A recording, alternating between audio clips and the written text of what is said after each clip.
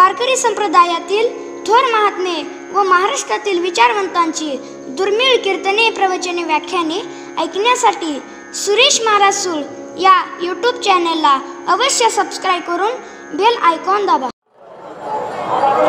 ब्रह्मानंदम परमसुखदम केवलं ज्ञानमूर्तिं द्वन्द्वातीतं गगनसदृशं तत्त्वमस्यादिलक्ष्यम् एकं नित्यं विमलमचलं सर्वधि साक्षिभूतं भावातीतं त्रिगुणरहितं सद्गुरुं तन्नमामि.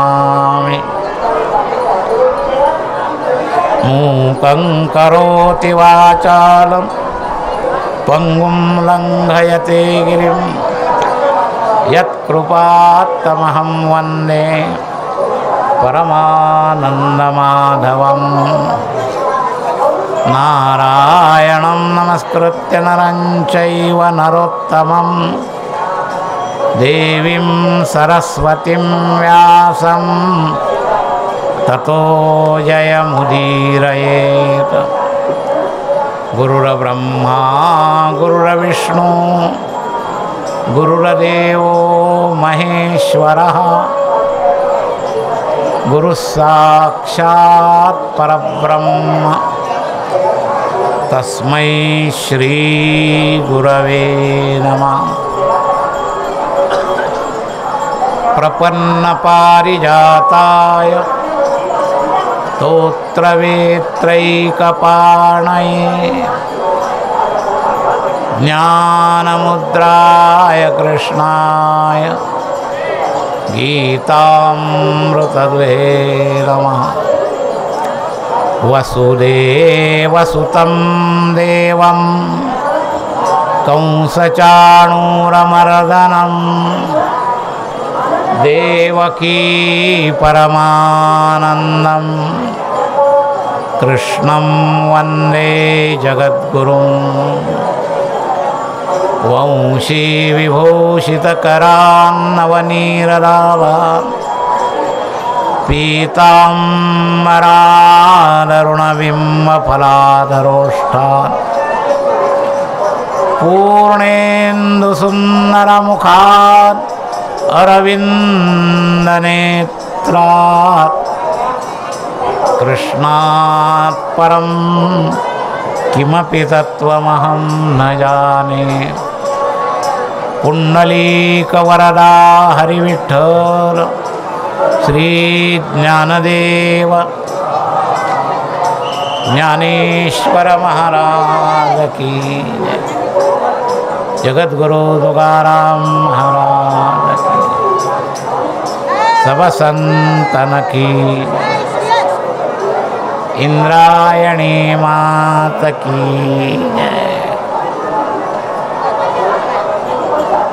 अखिल गुण निधान सच्चिदानंद घन करुणावरुणालय भक्तवत्सल भगवान श्री पांडुरंगाच्या चरणावर साष्टांग अभिवादन करून आद्याचार्यांपासून अस्मदाचार्यांपर्यंत सकल संत आचार्य वृंदांना साष्टांग अभिवादन करून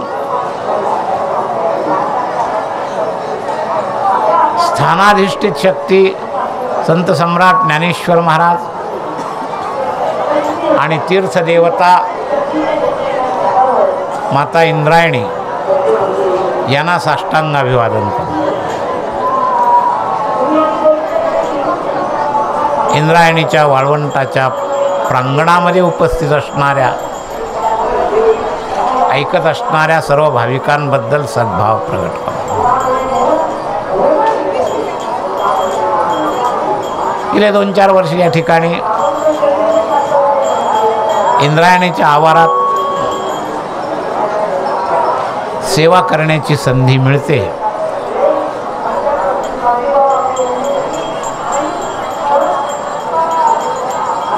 ही इंद्रायणी माता ही इथलची तीर्थ देवता आहे. ही पुण्यभूमी ठाव दैवताचे नाव सिद्धेश्वर ही क्षेत्र देवता आहे आणि पापनाशिनी इंद्रप्रवासी अशी ही तीर्थदेवता. या तीर्थदेवतेचे स्थूल सूक्ष्म स्वरूप आहेत. जलतत्वाच्या रूपानं स्नान केलं ज्याच्यामध्ये जातं ते स्थूल स्वरूप आहे. या स्थूल स्वरूपांतर्गत सुद्धा सूक्ष्म स्वरूप आहेत. जल वायूमध्ये मिसळू शकतं. जलकक्षा ससीम आहे, पण इंद्रायणीची वायू कक्षा थोडी व्यापक आहे. जिथपर्यंत इंद्रायणीच्या थंडपणामुळं वारा थंड होतो तो सगळा एरिया ही इंद्रायणीची थोडी व्यापक कक्षा आहे स्थूल कक्षेपेक्षा. आणि याच्याही पलीकडं इंद्रायणी शक्तिमिश्रित इंद्रायणीच्या किनाऱ्यावर महात्म्यांच्या मुखारविंदातून वाहणारी वाणी ही आकाशमिश्रित इंद्रायणीचं अजून व्यापक स्वरूप आहे. हे इंद्रायणीचे 3 स्वरूप झाले. एक जल लेव्हल आहे तोपर्यंत स्थूल स्वरूप, वायू लेव्हल आहे तोपर्यंत ते अजून थोडं व्यापक स्वरूप, आणि या इंद्रायणीच्या प्रेरित शक्तीच्या द्वारा इंद्रायणी परिसरामध्ये महात्म्यांच्या माध्यमातून बोलली जाणारी वाणी आणि त्या वाणीचा प्रचार प्रसार हा जेवढ्या व्यापक पद्धतीनं, महाराज आकाशाचा शब्द हा गुण आहे आणि तो खूप व्यापक आहे. आकाश व्यापक आहे पंचमहाभूतामध्ये, आणि आकाशाचा गुण शब्द हा सुद्धा व्यापक आहे. आणि त्यामुळं त्या व्यापकतेचे सुद्धा 2 अंग. एक मशिनरी संबंधानं व्यापक झालेलं, जसं मोबाईलच्या माध्यमातून, इंटरनेटच्या माध्यमातून, टी व्हीच्या माध्यमातून, आकाशवाणीच्या माध्यमातून या शब्दाला बरंच व्यापक केलं गेलेलं आहे. पण तरीसुद्धा ती जडसमर्थित व्यापकता आहे. आणि याच्या पलीकडे एक चेतन समर्थित शब्दाची व्यापकता आहे. संतांनी या किनाऱ्याला बसून जे अभंग लिहिले, ज्ञानेश्वरी सारखे ग्रंथ लिहिले, त्या माध्यमातून ही इंद्रायण शक्ती चेतन समर्थित व्यापक झाली आणि ती देशव्यापकतेबरोबर कालव्यापकतेमध्ये परिणित झाली. ही जी मशिनरी आहे ब्रॉडकास्टिंग केंद्र, हे देशव्यापक बनण्याचं साधन आहे आणि काही प्रमाणात कालव्यापक बनण्याचं साधन आहे. पण चैतन्य समर्थित ही जी वाणी आहे, ही वाणी स्थूल आणि सूक्ष्म रूपानं मशीन समर्थित आवाजाचं स्वरूपात प्रविष्ट होते.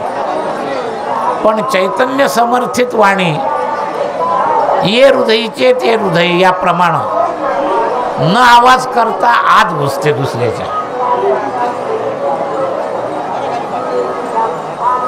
तेव्हा या चैतन्य समर्थित वाणीमध्ये जो इंद्रियाणीचा प्रवाह आहे तो सर्वात व्यापक आहे. आणि त्या व्यापक प्रवाहामध्ये येण्याकरता काही तयारी लागते.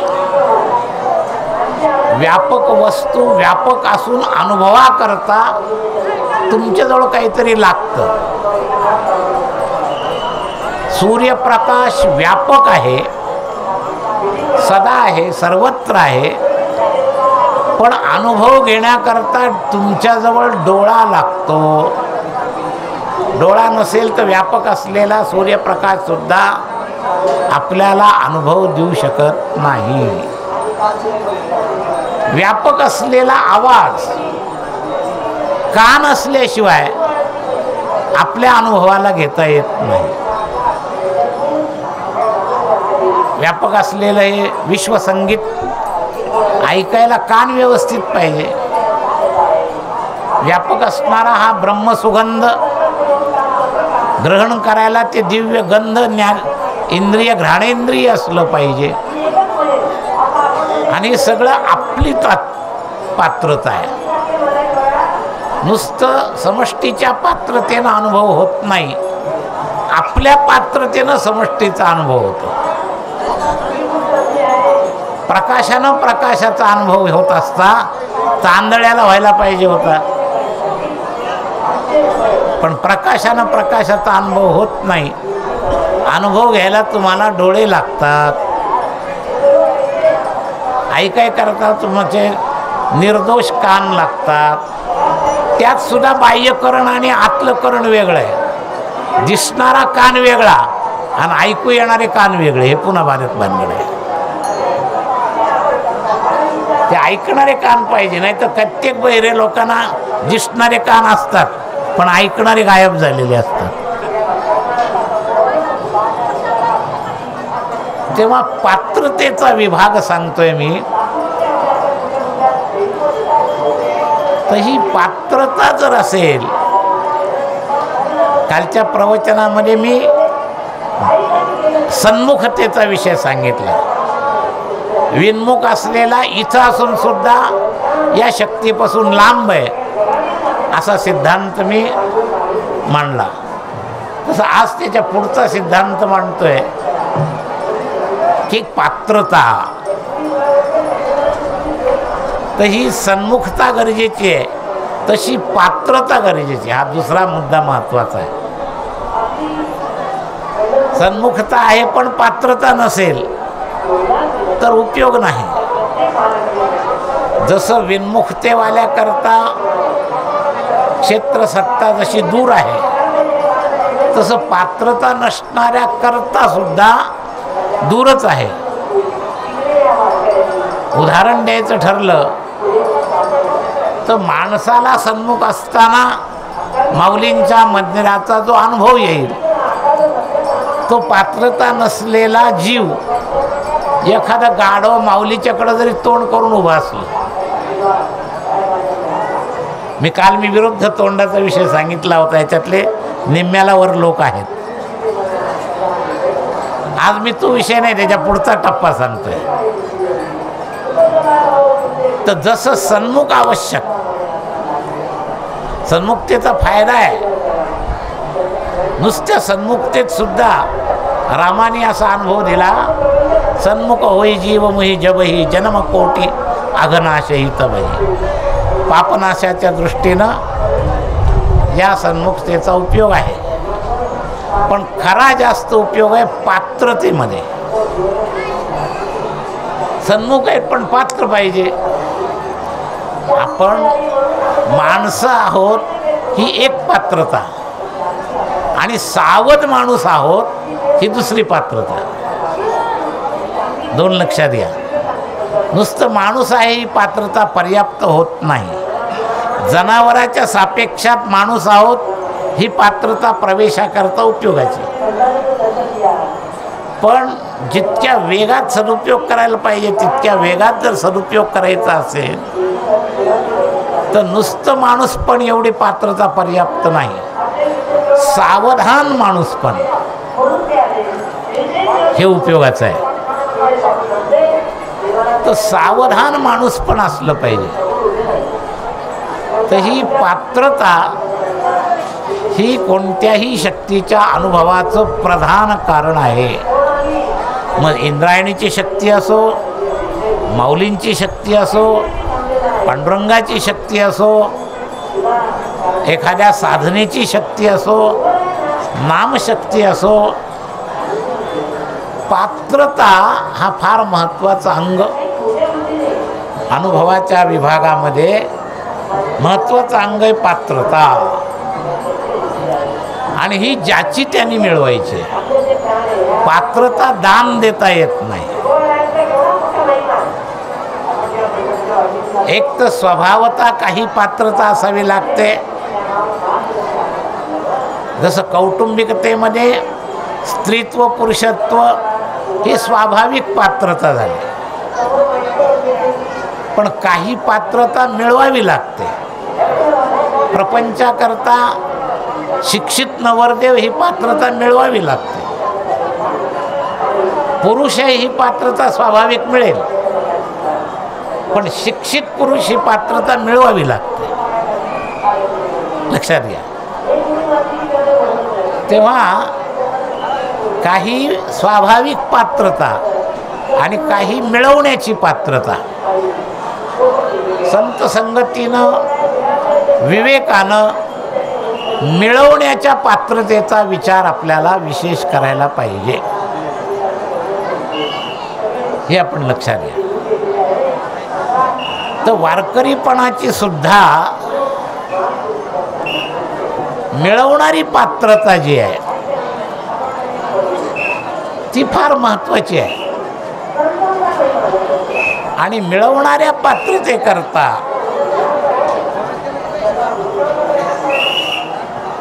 आपल्याला सतत सावधान राहावं लागतं. काही मिळवणारी पात्रता ही जेवढी मिळवली तेवढी कायम राहते. पण काही मिळवलेली पात्रता ही मिळवली तरी समाप्त होते. घडवलेला दगड घडवला तेवढा राहतो, पण पाण्यावर मारलेली रेघ मारता मारता मागं मिटून जाते. लक्षात घ्या. तेव्हा मिळवण्याच्या पात्रतेमध्ये सुद्धा हे मन पाण्यासारखं तरल आहे. काय सांगू, या मनाचे तरंग, ज्याला तरंग असतात त्याला तरल म्हणतात. आणि त्याचं स्वरूप कसं आहे, क्षणक्षणा पालटती रंग. म्हणून ही पात्रता मिळवून सुद्धा टिकणं हा एक वेगळा मुद्दा आहे. आपण आल्यामुळं पात्रता मिळते, पण संत कृपेनं विवेकयुक्त होऊन तर ती पात्रता टिकते. आळंदीत आलात म्हणजे इंद्रायणीच्या पाण्यावर रेग मारल्यासारखा स्पर्श झाला. पण टिकवायला दोन प्रकार असतात पाण्याचे. काल जसं गणित विभाग सारखा शेवटपर्यंत चालू होता, आज तुम्हाला जरा वेगळा विषय मांडतोय मी. पाण्याची पात्रता टिकण्याकरता दोन गोष्टी कराव्या लागतात. कमीत कमी मध्ये तिष्ठन्ति राजसः किंवा ऊर्ध्वं गच्छन्ति सत्वस्थ, या दोन भागात परिणित व्हायला काही गोष्टी लागतात. या वाहत्या पाण्याला अधोगच्छन्ति व्हायचं नसेल तर बर्फ व्हावं लागेल. बर्फ पगडत नसतं आणि बर्फ वाहत नसतं खालच्या दिशेला. तरी सुद्धा बर्फ अधोगतीला जात नाही, पण बर्फ कधी ऊर्ध्वगती होत नाही. त्या बर्फाला, त्या जलाला उष्णतेचा मारा केल्यानंतर जेव्हा ते वाफ बनतं तेव्हा ते ऊर्ध्वगती होतं. लक्षात घ्या. म्हणजे एवढी उष्णता त्या पाण्याला द्यायला पाहिजे, किंवा एवढ्या थंडतेनं त्याला घट्ट करायला पाहिजे. या दोन्हीपैकी एकही साधना जर केली नाही तर त्या पाण्याचा स्वभाव आहे अधोगच्छन्ती. पाण्याचा स्वभाव आहे वाहणं. ते वाहणं बंद करायचं असेल तर त्याला पहिल्यांदा अवरुद्ध करा आणि त्याला जर ऊर्ध्वगतीला न्यायचं असेल तर त्याला तेवढ्या उष्णतेचा प्रेशर द्या. उष्णतेचा प्रेशर दिला तर ते वाफ होऊन वर जाईल आणि अवरुद्ध केलं तर वाहायचं बंद होऊन बर्फासारखं घनीभूत होईल. या दोन त्याच्या गती आहेत. हे त्रिगुणाचं स्वरूप सांगताना अधोगच्छन्ति तामसः, मध्ये तिष्ठन्ति राजसः, ऊर्ध्वं गच्छन्ति सत्वस्थ. या त्या पाण्याच्या तीन गती आहेत. तर या पाण्याच्या या तीन गतींचा विचार आपल्या समोर लक्षात घ्या. आणि याच्यानंतर मी जे इंद्रायणीचं स्वरूप सांगितलं हे त्याच्याही पुढचं आहे. ऊर्ध्वगती आणि ऊर्ध्व स्थिरता. देवसर्ग हा ऊर्ध्व आहे, पण नुसतं ऊर्ध्व गती नाही, ऊर्ध्व स्थिर आहे. जरा बारकावा लक्षात येत असेल तर लक्षात घ्या. इंद्रायणी ही देवता पण आहे, इंद्रायणी हे जल पण आहे. त्या इंद्रायणीच्या जलाचं बर्फही होऊ शकतं, त्या इंद्रायणीच्या जलाचं वाफही होऊ शकते आणि त्याच्याही पलीकडे जाऊन ही इंद्रायणी देवता होऊ शकते. इंद्रायणी नावच मोठं गमतीशीर आहे. तर इंद्रियाचा स्वामी तो इंद्र आणि त्या इंद्राचा प्रवास त्याला इंद्रायणी म्हणावा. जसं उत्तरायण आणि दक्षिणायन. आयन म्हणजे काय, तो सूर्याचा प्रवास आहे. विषववृत्तापासून दक्षिणेकडे गेलं की त्याला दक्षिणायन म्हणतात, उत्तरेकडे गेलं की त्याला उत्तरायण म्हणतात. तसं शापित इंद्र तपानी जेव्हा शुद्ध झाला तेव्हा तो शुद्ध तप झालेला इंद्रच त्याचा तो प्रवास आधिदैविक रूपातला म्हणजे ती इंद्रायणी, हे लक्षात घ्या. आयन म्हणजे प्रवास. तर इंद्रायणी शब्दाचा अर्थ लक्षात घ्या.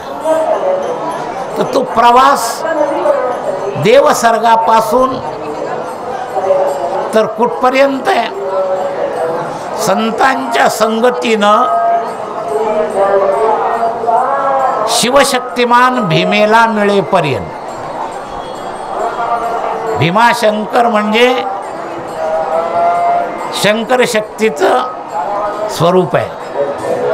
भीमाशंकर क्षेत्रावर शंकरांनी नृत्य केलं आणि त्या नृत्यातून आलेला घाम जो खाली टिपकला त्याच्यातून ही भीमा नदी पैदा झाली. आणि शंकर ही निवृत्तीपरायण देवता आहे. तर इंद्राचा प्रवास त्या निवृत्तीपरायण भीमेमध्ये मिळेपर्यंत आहे. आणि त्या प्रवासामध्ये दोन महात्म्यांचा सहवास आहे तिला. ब्रह्मस्वरूप तुकोबार आहे आणि विश्वब्रह्म करणारे ज्ञानोबार आहे. या दोघांचा स्पर्श करून ती भीमेला मिळते, हे आपण लक्षात घ्या. तर हा सगळा इंद्रायणीचा प्रवास आहे. आणि या इंद्रायणीच्या प्रवासामध्ये महाराज त्या जलदेवतेचं, जलशक्तीचं एक दातृत्व आहे. तुमच्या आमच्या सारख्यांना पावन करणं, लक्षात घ्या. हे तिचं दातृत्व आहे. संतांच्या संगतीनं स्वतःच्या अवस्थेत निवृत्तपरायणतेच्या दिशेनं प्रवास ही तिची स्वतःची साधना आहे आणि ही साधना करता करता येणाऱ्यांना पावन करणं हे तिचं दातृत्व आहे, हे लक्षात घ्या. आणि या दातृत्वाचा उपयोग महाराज संतांच्या दातृत्वापेक्षा थोडं ससीम आहे. का ससीम आहे तर संतांचं दातृत्व हे तुमच्यापर्यंत पोहोचू शकतं आणि इंद्रायणीचं दातृत्व स्वीकार करण्याकरता तुम्हाला इंद्रायणीपर्यंत एवढं यावं लागतं, म्हणून थोडं ससीम म्हटलेलं आहे. पण जर तुम्ही इथपर्यंत आलात तर तुम्हाला पावन करता येतं. ही पावनता ती इंद्रायणी तुम्हाला दान देते. निषेधांगानं तुमचं पाप नाश करते आणि विधी अंगानं तुम्हाला पुण्य प्रदान करते. अशी ही जी इंद्रायणी आहे, या इंद्रायणीच्या स्पर्शाचे प्रकार आहेत. त्यातला जलतत्व रूपाचा प्रकार आणि जलमिश्रित वायुतत्वाचा स्पर्श रूपानं हा परिसर आणि त्याच्याही पलीकडचा मी सुरुवातीला सांगितलेला आकाशतत्वामध्ये प्रविष्ट होऊन तिचा असणारा शब्दरूपी व्यापक प्रवाह. एक इंद्रायणीचा शब्द प्रवाह आहे, एक इंद्रायणीचा वायुप्रवाह आहे आणि एक इंद्रायणीचा जलप्रवाह आहे. आणि अधिष्ठान रूपानं जलस्पर्शित भूमिप्रवाह आहे.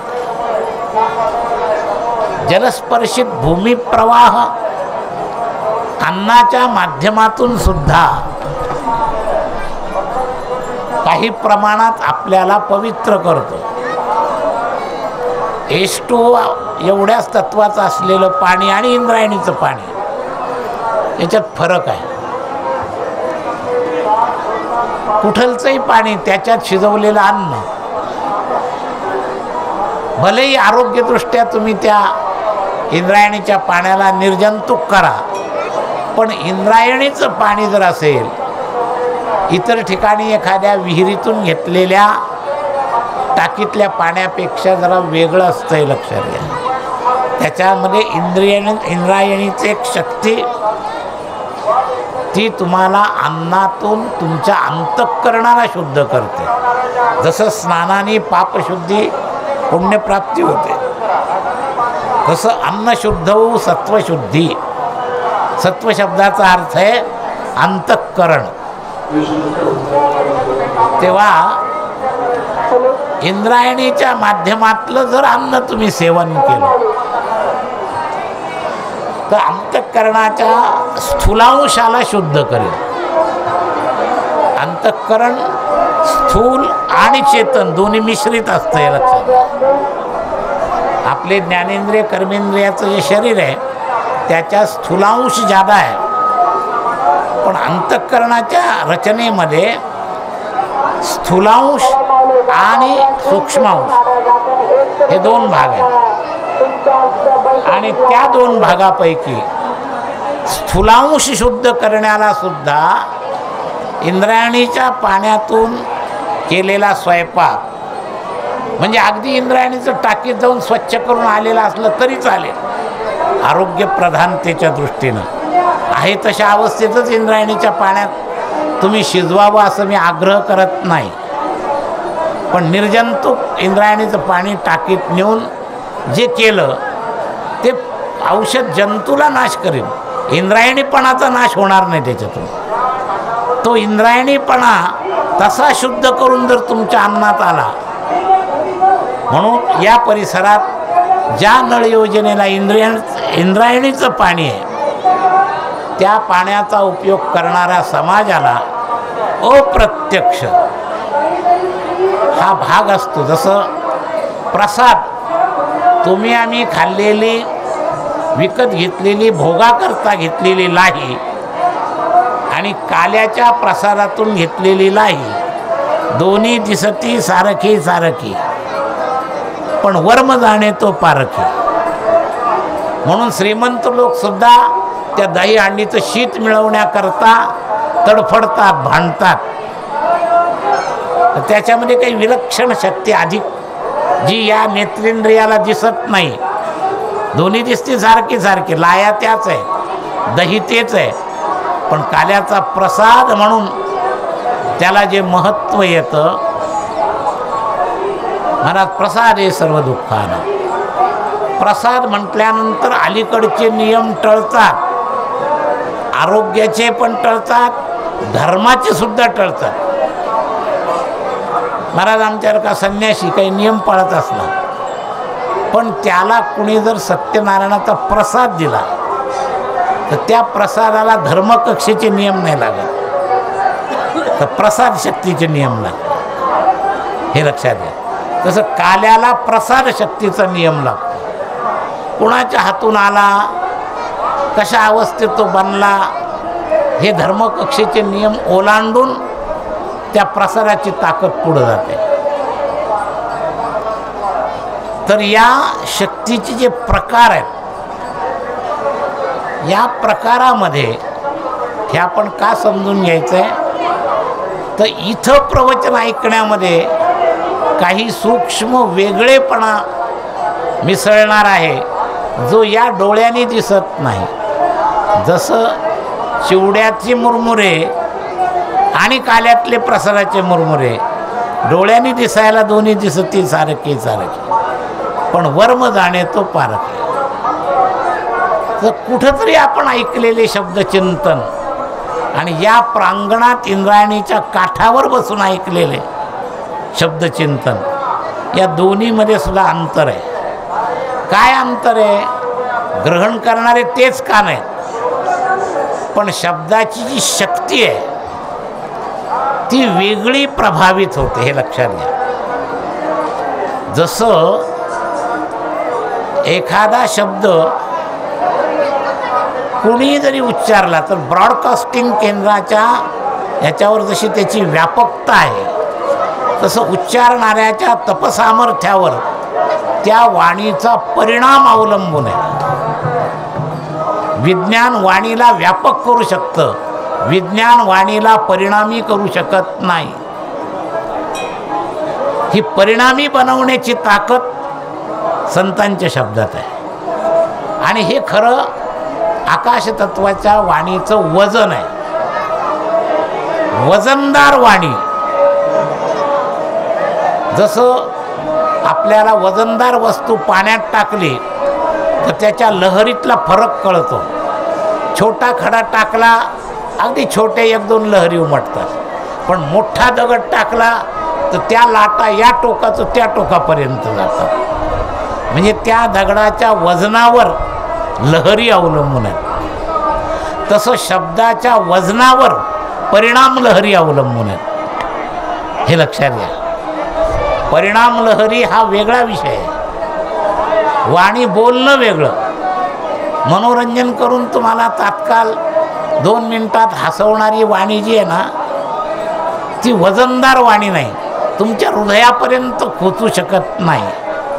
ती कानापर्यंत मनोरंजनापर्यंत जाते आणि तिथंच त्या वाणीचा लय होतो, तुमच्यावर त्याचा परिणाम होत नाही. परिणामी वाणी विद्वत्ता प्रधान असते असं नाही, तपप्रधान असते. गाडगे महाराज उभं राहून म्हणायचे, अरे बाळानो स्वच्छता पाळा, आणि त्यांच्या एका शब्दावर हजारो लोक स्वच्छतेच्या मागं लागायचे. वाणी ती विद्वत्ता प्रधान नव्हती, पण अनुभवे आले अंगासारखी ती तपप्रधान होती. मग तीच वाणी तीच, पण परिणामामध्ये फार मोठं अंतर. तसं या इंद्रायणीच्या सहवासात जे जे लोक काही अनुभव घेतात त्याचं एक विज्ञान आहे, आणि हे विज्ञान समजणं फार अवघड आहे. भौतिक विज्ञान आजच्या प्रचार प्रसारामुळं सगळ्यांपर्यंत पोहोचलं आहे, पण अजून अध्यात्म विज्ञान मात्र दुर्मिळ आहे, एवढं लक्षात ठेवा. संतांच्या माध्यमातून, संतांच्या कृपेनं, संतांच्या अंतरंग सहवासात जाऊन जर त्या अंतःकरणामध्ये त्या अध्यात्म विज्ञानाचा जर प्रवेश झाला तर या अध्यात्म विज्ञानामध्ये फार मोठी ताकद आहे. तर इंद्रायणी भौतिक दृष्टीनं समजावी त्याच्यापेक्षा आध्यात्मिक दृष्टीनं समजावी. लक्षात घ्या. तर ही जर इंद्रायणी आध्यात्मिक दृष्ट्या तुम्हाला समजली तर त्याचा फार मोठा लाभ होईल तुम्हाला. या इंद्रायणीला तपासारखं काल लांबी फार आहे. माऊली होते तेव्हा सुद्धा ती होती, हे लक्षात घ्या. आपले जलतत्व इतक्या काल लांबीचे नाहीत सगळे. तुम्ही तुमच्या वावरात एखादं बोर पाडलं तर पाणी बाहेर पडेल, पण त्याला ही ऐतिहासिक लांबी नसेल. ज्ञानेश्वर महाराजांच्या काळातल्या संत स्पर्शाची लांबी जी इंद्रायणीला आहे ती तुमच्या बोरच्या पाण्याला नाही. भले जलतत्व भूपृष्ठामध्ये किती काळापासून असे नका, पण ते भूपृष्ठातलं जलतत्व हे संत महात्म्याच्या संस्कारानं युक्त नाही आहे. अनेक काळापासून भूपृष्ठात ते जल आहे, पण इंद्रायणीला जे भाग्य मिळालं ते त्या तुमच्या बोरच्या पाण्याला नाही, जरी ते पूर्वीपासून तिथं असलं तरी. तर इंद्रायणीची जी अध्यात्म शक्ती आहे ही फार वेगळ्या रूपानं समजून घ्यावी लागेल. तेव्हा त्यातही या इंद्रायणीला या 3 गुणापैकी विशेष कोणत्या गुणाचा स्पर्श झाला. त्या भीमसेनचं जे आपण गीत ऐकतो की नाही, इंद्रायणी काठी देवाची आळंदी, हे सगळ्या ठिकाणी मिळणार नाही. आळंदी हे गाव पुण्यभूमी ठाव, हे पुण्यभूमीचा स्पर्श त्या इंद्रायणीला इथं आल्यावर मिळालेला आहे, हे लक्षात घ्या. देहूमध्ये मिळालेला आहे. इंद्रायणी वाहते अनेक काळापासून, पण ती संस्कारित झाली ते गावोगावच्या काठामुळं नाही, तर या दिव्य असणाऱ्या देवसंस्काराच्या जागेमुळं. तर इंद्रायणी काठी देवाची आळंदी, यामुळं त्या इंद्रायणीचं महत्त्व अनंतपट वाढलेलं आहे. इंद्रायणीमुळं आळंदीचं महत्त्व वाढलं आहे, पण देवभूमी असणाऱ्या आळंदीमुळं इंद्रायणीचं महत्त्व वाढलं आहे. याच्या शेजारी भामा नदी आहे, अजून 2-4 नद्या आहेत, त्यांना हे महत्त्व नाही, कारण देवाची आळंदी काठी हे भाग्य त्यांना नाही प्राप्त झालं. लक्षात घ्या. तर अन्योन्याश्रय संबंधासारखं परस्परानुसंबंध, इंद्रायणीमुळं आळंदीला महत्त्व आणि आळंदीमुळं इंद्रायणीला महत्त्व. तर इंद्रायणीत राहणाऱ्या देवांचं महत्त्व इंद्रायणीत नाही वाढवलं, आळंदीत राहणाऱ्या, पण आळंदीत येणाऱ्या मानवांना मात्र हा अन्योन्याश्रय संबंध उपयोगात आला. स्थूल पाप नाश करायला, आळंदीत जाण्यापूर्वीची पात्रता निर्माण करायला इंद्रायणीचं स्नानाने मदत केली. लक्षात घ्या. तर इंद्रायणीच्या स्नानाने जी मदत केली आहे, आपण सगळे हे लक्षात ठेवा. मुळातले इथं येण्यापूर्वी जी आपली भूमी आहे ती त्रिगुणयुक्त असल्यामुळं त्याच्यामध्ये नुसतं पुण्य नाही आहे, पाप मिश्रित पुण्य. जेवढे भौत सुकृताच्या जोडीने इथं येणारा निर्माण झाले ना, त्यांचं सुद्धा शुद्ध सुकृत नाही आहे, मिश्रित सुकृत आहे. आणि त्या मिश्रित सुकृताला शुद्ध सुकृत केल्याशिवाय माऊलींच्या चरणावर जाण्याचा आपल्याला अधिकार प्राप्त होत नाही. पात्रता हा जो मगाशी मी विषय सांगितला, त्या पात्रता या विषयाकरता मी आपल्याला सांगतोय की मिश्रित संस्कारानं आळंदीत येणं आणि आळंदीत आल्यावर इंद्रायणीचं स्नान करून मंदिरात जाणं, या दोन्हीमध्ये फार फरक आहे. एकाने पापाचं परिमार्जन करून तो गेलाय. शुद्धी प्रक्रियेची ही पहिली पायरी आहे, इंद्रायणीचं स्नान, आणि नंतर दर्शन माऊलींचं. आज आम्हाला अध्यात्म विज्ञानात प्रवेश नसल्यामुळं, भौतिक शुद्धीच्या संस्कारामुळं जवळजवळ जरी घाटावर तुम्हाला गर्दी दिसत असली तरी येणाऱ्या वारकऱ्यांपैकी स्थूल इंद्रायणीचं स्नान करून दर्शन घेणारे 1/4 भरतील. लक्षात घ्या. तर बाकीच्यांना भौतिक विज्ञानाचा प्रभाव असल्यामुळं या घाणीत काय आंघोळ करायचे म्हणतात, पण या घाणीच्या आत जी पवित्रता आहे, जी मनाला पवित्र करणारी आहे, अंतःकरणाला पवित्र करणारी आहे, तिचं दर्शन ते भौतिक विज्ञानवादी घेऊ शकत नाही. त्यांची गती स्थूल पडते. भौतिक विज्ञानापेक्षा अध्यात्म विज्ञान जास्त सूक्ष्म आहे, हे आपण लक्षात घ्या. त्या भौतिक विज्ञानाच्या सूक्ष्मतेत सुद्धा आपण कमी पडतो, तर त्याच्याही पेक्षा सूक्ष्म असणाऱ्या अध्यात्म विज्ञानाची सूक्ष्मता आपल्या बुद्धीपर्यंत जात नाही.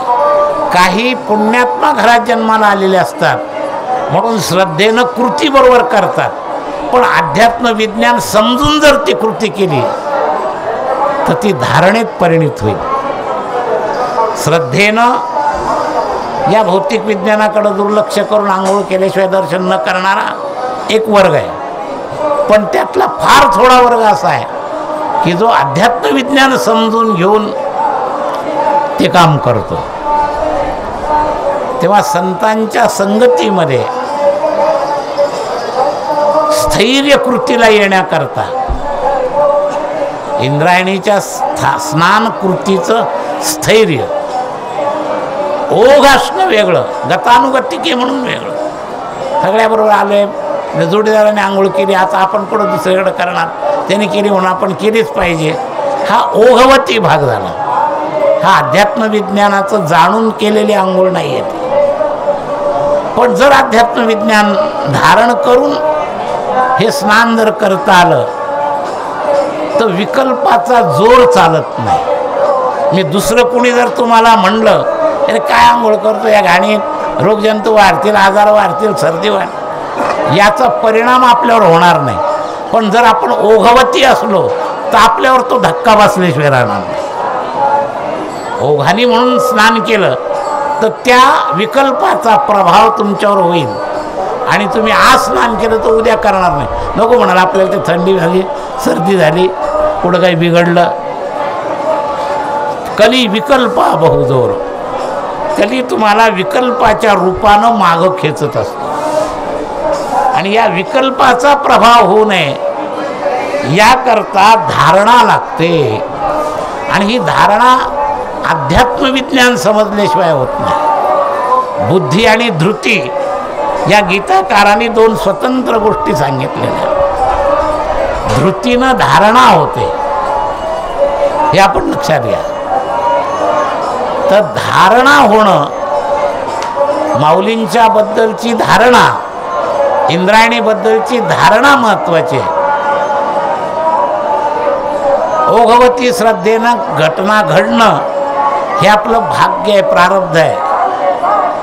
पण त्याला पराभूत करणाऱ्या शक्ती कलीनं समष्टीमध्ये ठेवलेल्या आहेत आणि त्या विरोधी शक्तीला सुद्धा तेथे कळीकाळाचा रेग नाही असं जर पाहिजे असेल तर ते अध्यात्म विज्ञानात तो प्रवेश झाला पाहिजे. आणि या अध्यात्म विज्ञान हे भौतिक विज्ञानापेक्षा जास्त सूक्ष्म आहे आणि म्हणून संतांचा खूप सहवास करून करून या अध्यात्म विज्ञानात प्रवेश मिळतो, हे लक्षात घ्या. नाहीतर अध्यात्म विज्ञानात प्रवेश नुसत्या ग्रंथाने मिळत नाही. त्या अक्षरात तीच वस्तू आहे असं आपल्याला वाटतं, पण संतांच्या वाणीतून जे ग्रहण होईल ते केवळ स्थूल पुस्तकाच्या वाचून सुद्धा ग्रहण होणार नाही, हे लक्षात घ्या. नसण्यापेक्षा वाचण्यानं ज्ञान होईल. वाचू नका असं मी म्हणत नाही, पण वाचण्यानं भागणार नाही. संत तेथे विवेक असण्याची की, संतांच्या माध्यमातून तो विवेक आपल्यापर्यंत आला पाहिजे, मग अध्यात्म विज्ञानात प्रवेश होईल. आणि अध्यात्म विज्ञानात प्रवेश झाल्यावर ते विवेक तो ज्ञानापर्यंत पोहोचेल, हे लक्षात घ्या. त्या विवेकाची पहिली प्रतिक्रिया वैराग्यात परिणित होईल. कारण ज्ञान माहितीनं ज्ञान झालं हा भ्रम आहे. म्हणून माऊलीने म्हणले वैराग्या वाचून काही ज्ञानाची तगडेची नाही. आपण माहिती ज्ञान घेतो, शब्द ज्ञान घेतो, खऱ्या ज्ञानापर्यंत आपण जातच नाही. आपल्याला भ्रम होतो आपल्याला ज्ञान झालं. आपल्याला ज्ञान झालेलं नसतं, आपल्याला माहिती झालेली असते. माहिती आणि अनुभव याच्यामध्ये फार मोठं अंतर आहे.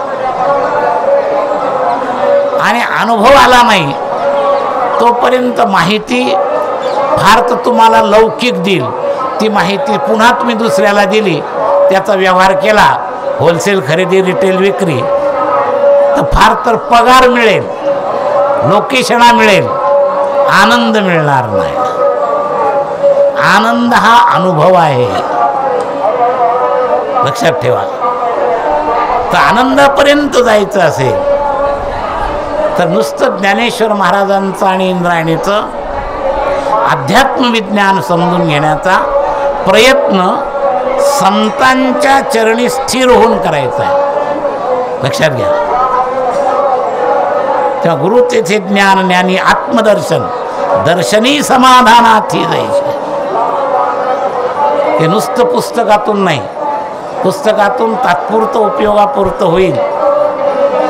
किती उपयोगापुरतं? जशी एखादी मैल पाटी स्वतः कुठंच हालत नाही आणि फक्त मैलाचा निर्देशन करते, इतकंच उपयोगाला येईल पुस्तकी ज्ञान, लक्षात घ्या. तेव्हा पुस्तकी ज्ञान आणि संत प्रासादिक ज्ञान यात अंतर आहे. म्हणून अगर्वे करावे दास्य सकळ, तेव्हा हे तुम्हाला प्राप्त होईल, लक्षात घ्या. तर इथं येताना आळंदीचं इंद्रायणीचं अध्यात्म विज्ञान समजून घेऊन जर त्या अध्यात्म विज्ञानाचा अनुभव घेण्याकरता तिसरी गोष्ट संतांची संगत इथं जर केली, ही संत शक्ती समष्टी रूपानं पण इथं आहे आणि व्यष्टी रूपानं पण आहे. माऊलींची कृपा धरणाऱ्या वारकरी व्यक्ती, प्रवचनकार, कीर्तनकार यांच्या अंतर्गत काही अनुभवी संत आहेत. दिसायला ते या प्रचारकांसारखेच दिसतात, पण त्यांचं वर्म वेगळं आहे, ते तुम्हाला कळलं पाहिजे. म्हणून निष्ठेचं ऐकणं जे म्हणतात ना, ते हे जनावरासारखं समोर येईल ते खाणं वेगळं आणि चातकासारखं फक्त स्वातीचंच पाणी, नक्षत्राचं पाणी पिणं वेगळं. तुम्हाला जर संत स्पर्श करायचा असेल तर त्याचं बाहेरचं तोंड प्रवचनकाराचं संताचं बाहेरचं तोंड सारखं आहे, पण आतली निष्ठा स्वतंत्र आहे.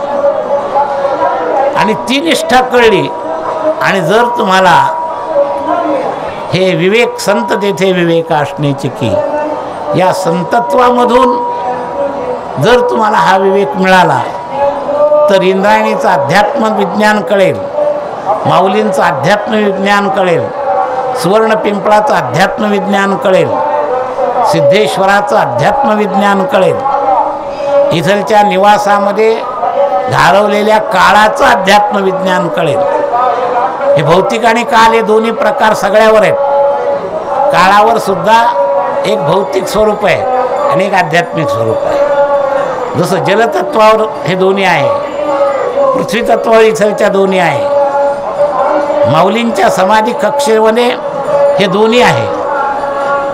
स्थूल प्रतीक म्हणून केलेली समाधी हे त्याचं भौतिक स्वरूप आहे आणि त्याच्या आत या ठिकाणी नांदणारी जी माऊलींची शक्ती आहे, समाधी संजीवन, ती आध्यात्मिक विज्ञानाची शक्ती आहे.